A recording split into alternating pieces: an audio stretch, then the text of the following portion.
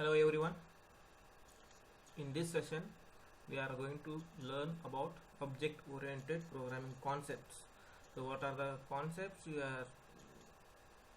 that is going to come in object oriented programming? So first of all, in this session we will see what is program, then what is procedure oriented programming. So actually there are the two types, procedure oriented programming and object oriented programming. Then limitations, what are the limitations of procedure oriented programming. Then comes object oriented programming. So in object oriented programming we are going to learn what is class, then what is object, what are the characteristics of object oriented programming, at last what are the limitations of object oriented programming. Computer applications are written using the block of codes known as programs. So program means what? So program means block of code, set of code. So that is written by using some programming languages. So there are plenty of programming languages are available. So by using that, programmers are writing that code. So that is called as programs. The person who is writing that code is called as programmer, and that code is called as program. In this program we provide a set of instructions on what to do, how to do, and when to do. You get desired output. So in this code, programmers will give the instruction to that application. So what that application has to do, and how that application has to run, and when that application has to run. According to this, we will get the result. We will get the desired output. Procedure oriented programming, POP. This style of programming is termed as a top-down approach. So in a procedure oriented programming, that line of code, so that lines of code gets executed from top to down. So line wise, line by line. So in between, if in any line, if you have any errors, in that case, so there only that execution gets stopped. Okay. So that is a top down approach. From top to down, that code is going to execute. The program is divided into blocks of code called functions. The function means blocks of code. So this program is divided in blocks of code. So that is called as functions, where each function performs a specific task. So for every function they have given some work, some task, so that every functions are doing its own task, performing its own task. The data and functions are detached from each other. Here in a procedure oriented programming, data and functions are detached from each other. So they both are independent, data and functions. A function can access other functions data by calling that function. Here there are several functions. Here that one function can access the data of another function. So just simply we have to call that function. So after calling, we can access that code. Okay. So that is the point. Limitations of procedure oriented programming. So next point. First of all, it mainly focuses on procedures or functions. This POP, procedure oriented programming, it mainly focuses on procedures or functions. The data and functions are separate from each other. Here the data and functions are independent, so they are detached. So the data and functions are not dependent on each other. Okay, so that is another limitation. The procedural programming approach does not work well for large and complex systems. So when we will see the complex applications, large applications, in that case, this procedure oriented programming, that programming languages are not going to work out properly. Okay, that approach does not work. This top to bottom, it does not model real world entities. Example, car, table, bank account, loan, very well. So when the software code, the code is written for real world entities, so in that case, so this procedure oriented programming, it will not work out very well. Okay, so that is given. Next point comes object oriented programming. An object is an identifiable entity with some attributes and behavior.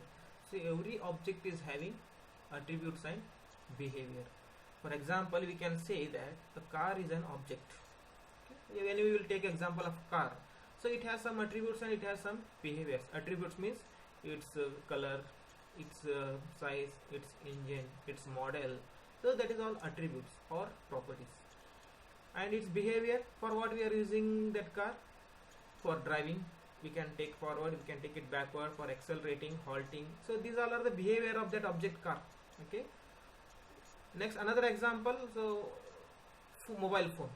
So mobile, same way, mobile phone is also having some attributes and some behaviors. For example, attributes are its model number. Every mobile phone is having its model, it is having its color, it's having its screen size, it's having its weight, it's having its own color size, color resolution, camera resolution, and behavior. For what we are using this mobile object? For calling, for dialing, for listening the music, for watching the this one movies, videos, and all, taking a picture. So that is all behavior of that object phone. What is class? The term class is used to describe a group of objects that have some common attributes and behavior. Class means, you can say, it is defined. This class is defined to describe a group of objects.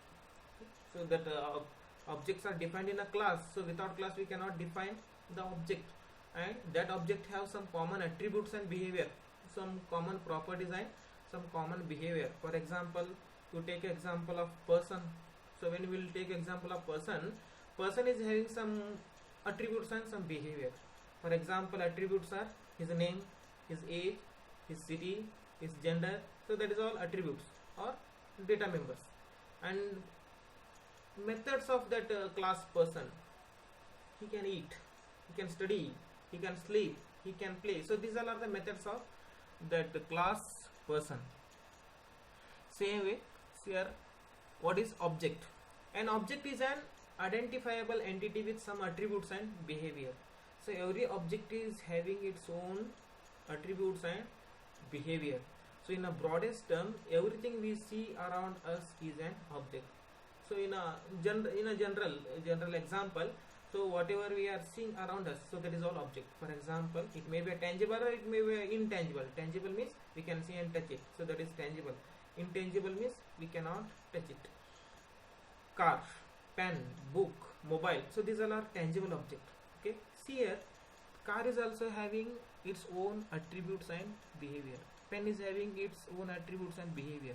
Book, mobile. So that all objects are having its own attributes and behavior. Same way, intangible objects: bank account, email account, fee account. So these are all intangible objects. Okay. So this bank account, email account. So that is also that objects also having attributes and behavior. Next point is characteristics of object-oriented programming. So first one is object-oriented programming follows a bottom-up approach.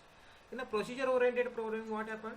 That is top-down approach. In object-oriented programming, it is bottom-up approach. The concept of object-oriented programming models real-world entities very well. So this object-oriented programming languages are defined to solve the real-world problems.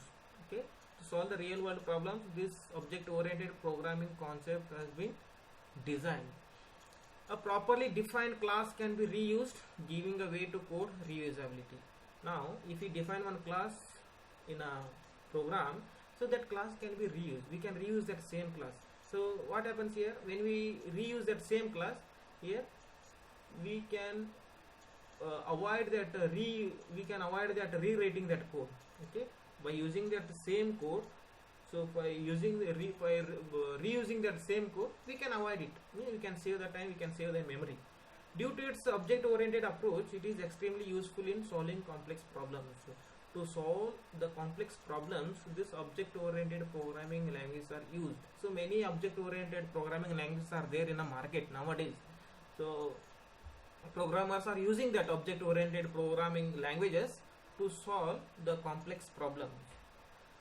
Limitations of object-oriented programming. So now what are the limitations? The first one is the size of the programs may become larger than the programs written using procedure-oriented programming.